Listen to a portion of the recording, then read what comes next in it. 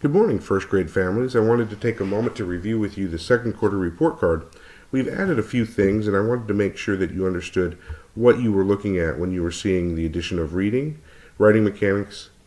composition, and grammar.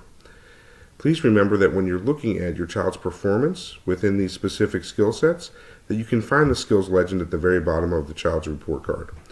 which will likely be about 3 pages for first grade this second quarter. In the skills legends, you'll see the codes S, meaning secure, that your child is demonstrating that skill independently without support; developing, meaning that your child is developing an understanding of that skill and able to demonstrate it with some support in the classroom; beginning means that your child is just starting to understand that skill or concept and needing much more support in the development of that skill;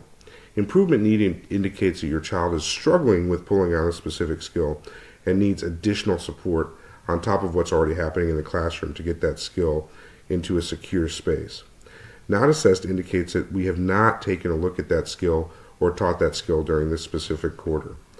Scrolling back up to the top, you'll see that the additions in reading include decoding, fluency, and comprehension, all of which are very important to the base skill sets and foundations for long-term reading for understanding.